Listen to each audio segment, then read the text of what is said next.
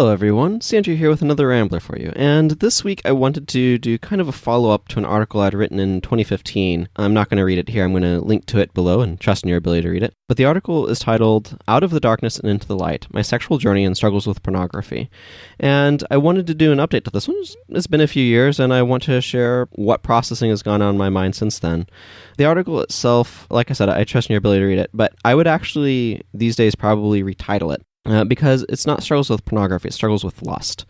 Lust is the underlying problem, and trying to think that it's anything else. And I think the article itself does convey that lust is the actual problem. But lust, last week I talked about it in the 7 deadly sins sense. This week I want to talk about it in a different sort of sense, in kind of a noun sense, as I was alluding to last week. This is where you describe as being lustful or having lust. And this, in my mind, in terms of how I describe it or define it, is a mental state that is inherently based upon an illusory reacting to something. Some sort of affectation of the imagination that is built upon falsehoods, and ultimately it's built around a form of fantasy that is destructive and unhelpful. So when I think about the term lust, I've said that I've found it difficult to define. And for me, at this point, when I want to try to define what it means to be lustful, I think of Matthew 5:27-28, which is where Jesus says, "You've heard that it was said, 'You shall not commit adultery.' But I tell you that anyone who looks at a woman lustfully has already committed adultery with her in his heart." And this is where I take a definition, this idea, and kind of build my foundation of understanding from. And it's particularly this committed adultery with her in his heart. This idea is, to me, what lust is. It's imagining the action, wanting to engage in the action, engage in the sexual activity, as it were. And there is a certain form of dehumanization that goes along with it, where one does not consider the full humanity of the other human being. Or, this is the alternative, one tries to take a fiction and turn it into something that in the lustful mind has realness to it, or real potential to it, when it does not. So that is how I kind of describe lust. There's another passage here, also from Matthew 15:16-20. So chapter 15, verses 16-20. And Jesus says, "Are you still so dull?" Jesus asked them. "Don't you see that whatever enters the mouth goes into the stomach and then out of the body? But the things that come out of a person's mouth come from the heart, and these defile them. For out of the heart come evil thoughts, murder, adultery, sexual immorality, theft, false testimony, slander.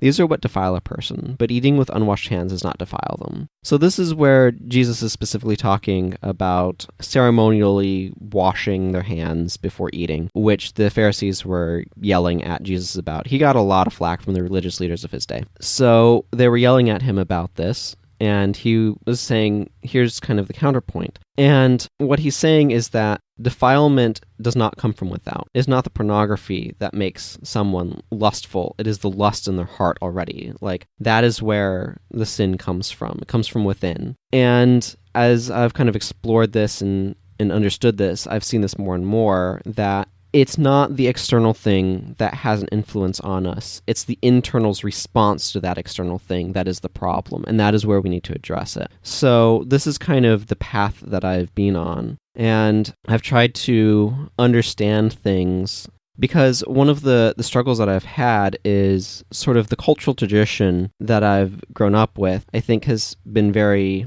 sex negative. And I mean that in a very full sort of sense of like a whole maelstrom of combined things, a quagmire, as it were, where the human body is viewed negatively, where sex can't be talked about, where sexuality is linked only to promiscuity, things like that. And it even goes into certain phrases, like in that passage that I read, this is the NIV translation that I'm using, and it mentions sexual immorality. That word is probably in the Greek porneia, which I'm probably mispronouncing, but excuse my mispronunciation. That word is kind of based upon like harlotry and things like that.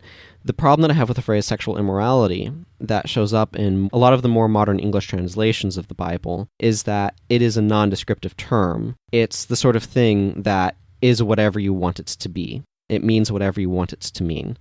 So whatever you think sexual immorality is, that's what that phrase is referring to, right? But the problem is that's not descriptive. it's not saying what constitutes sexual immorality. So it's an open book for whatever you want to put in there, regardless of how accurate it is or not. The underlying term, I think, and what I would consider a better phrase, would be sexual promiscuity. The original term would potentially in older times have been translated to fornication. It's referring to a very physical sort of activity. But it's built upon evil thoughts. It's built upon and comes from this sort of heart of lust that I was describing earlier with the previous Matthew passage. So a lot of what I've been learning is about what lust is, about the illusory nature of it. And as things have continued and progressed, there's a lot of stuff that I've become very frustrated with. For example, the way female breasts are treated as some sort of sexual object. Not that there isn't some sort of pleasing shape to them or things like that, but when it means that women have to go into the bathroom to breastfeed their baby or things like that, that to me is ridiculous. How did that happen? How did something like the Janet Jackson nipple slip at the Super Bowl some number of years ago, how does that even become a problem? How is it that parents believe that seeing a woman's naked breast is going to damage their children somehow? Or even genitals? Like, the children have genitals too. This whole thing, it just doesn't make any sense, the way that we treat the human body. And I think part of the problem is because, at least in the United States of America, the naked body has been so strongly associated with sex for no particularly good reason. You know what else we do naked? We bathe. That's something else that we do, at least usually. So I don't know where the strength of some of these ideas have come from, but it's something that really frustrates me. And as I say in that article, I have been introduced to a lot of the concepts of nudism or naturalism, whichever you want to call it. There's an intrinsic idea in naturalism and nudism, which is that the human body isn't bad. It isn't disgusting or inappropriate or gross, and that we ought to be able to celebrate the beauty of the body. And so the sort of censorship that we have around the human body, especially in the United States of America, is just something that really frustrates me a lot. And just kind of going over some of the bullet points that I have at the end, I still agree with a lot of them. For example, that things are what they are and aren't what they aren't. And one of the problems of lust is it tries to turn something from what it is into something that it isn't. So, for example, a picture is not the real thing. Some cartoon drawing or whatever isn't the real thing. It's just what it is. A statue is just a statue, nothing more. And the problem of lust is it excites the imagination to try to make those things into something more, something that they're not. And that's a problem in a spiral. And I've seen times where I have sexual desire, and just raw, natural sexual desire, libido, whatever you want to call it. And it's like, there is no answer to this in my life right now. And I just accept that fact. There's nothing that I can pursue that will really satisfy that. I need a spouse, and that's that. And I've had to learn to accept that there is nothing that can be pursued that will satisfy that beyond a spouse. It's one of those things where you have to be strong enough to sort of recognize that too in those moments where temptation is at the door and wants to drag you off and into a land of desperation, really, into that land of sin. And recognizing that what temptation is trying to draw you to is ultimately unfulfilling is one way to really be able to just resist it. I also think that there's been a lot of growth that I've had in terms of recognizing sort of the humanness and the pursuits of people in the sexual entertainment industry. And it's a weird, I don't know, what's the right phrase? My thoughts on the industry are very, very mixed in terms of I don't think it's necessarily helping things because, again, lust is a poor foundation. It's not real. But also these people have often been treated very poorly, and that is something that also frustrates me a great deal. There's been a lot of complicated walking and learning that I've had to do over the past couple of years. I guess 3 years now, as I think about it, because 2015. And I think that I've learned more about lust, learned more about how to resist it, learned more about the shape of reality. I want things to be different. I want a different sort of world. I want a world where nudity is not automatically associated with sex, where sexual expression And when I say the phrase sexual expression, I need to be clear of what I'm saying. I'm not talking about engaging in sexual activity, but just sort of how we express our sexuality in the little ways, choices of clothing or jewelry, or even just talking about sex and sexuality. Like, these things, I wish that they weren't so shoved under a rug or denigrated, that we could have the open, honest, and difficult conversations.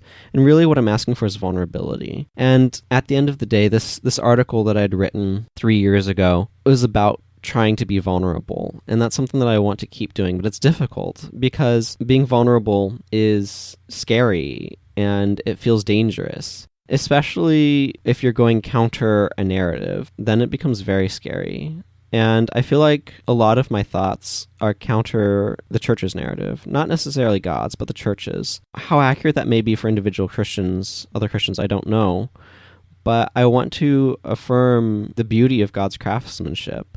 He said in the Garden of Eden, after he had made everyone, that what he had made was very good. And that was before clothing. That was when Adam and Eve were naked in the garden, and their naked bodies were very good. Jesus Christ came in the flesh. He had a physical human body, and that was good. It wasn't a sin for him to have that body. And this is something that's been bothering me a lot lately, but I feel like the church's fear of sexual sin has gone too far, to the point of a certain sort of suppression that's unhealthy. And further, too, one of the struggles that I've had to have over the past several years is trying to understand what healthy sexuality even looks like. Because I feel like the two models before me are, to use kind of a food-styled analogy, it mostly works. That on the one hand, there is the sort of ascetic approach that's akin to something like anorexia or bulimia, right? It's bad, and so I want to avoid it altogether, or engage in it and then feel guilty afterwards and try to purge it. That's not a healthy place to be in for food or for sexuality, and I feel like the church too often falls into that camp. But on the other hand, there's the glutton that eats too much and appreciates too little. Neither is a healthy position to be in. And so what's the model of healthy sexuality? It's somewhere in between those two extremes. And finding that model, that example, has proven somewhat difficult. That's some of my frustration in this process, is I'm having to do so much figuring stuff out myself without feeling like I have a clear-cut example of where to look for something that expresses it well. I think of, for example, moments of brokenness like that are talked about in the Bible. For example, when David sinned by committing adultery with Bathsheba and then having her husband murdered so that way he could try to cover it up. Where did that error come from, for example? It was what was in his heart. It wasn't the fact that he saw her bathing on the roof. It was the fact that he just said, that's a beautiful woman that I want to have sex with, and I'm going to. That moment when he said in his heart, I want to commit adultery with this woman, was the first step. When he took the steps to put that into action, when he called her to his house for that purpose, that was the next one. He should not have done that step. But the problem wasn't Bathsheba bathing on her roof. The problem was what happened in David's heart and the decision that he made there. And that's not her fault. And that's one of the other things that frustrates me. As I talked about in a previous Rambler on the sort of sexual roles of men and women, that's something else that frustrates me because blame is placed in the wrong spots for sexual sin. And I don't know. Guess what I'm saying as a summary is these past 3 years have been a lot of me trying to understand what healthy sexuality looks like, trying to understand what's godly, where the lines are in his eyes, not in tradition or the church, and doing my best to seek God in all of this and to seek the path that he has for me. So I'm going to go ahead and wrap up there because I think that summarizes things.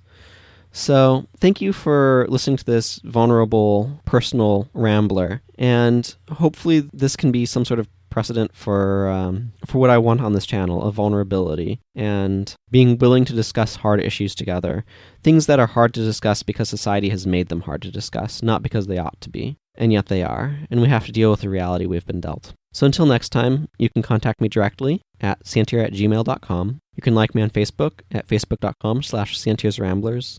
And you can support me financially at patreon.com/Sientir. And also just spreading the word about what I'm making to people who might like it. That sharing is very, very helpful because I don't know how to find my audience. I need my audience to be able to find me, and you can help with that. And I appreciate any help in that regard that you can give. Until next time, everyone, take care. Bye-bye.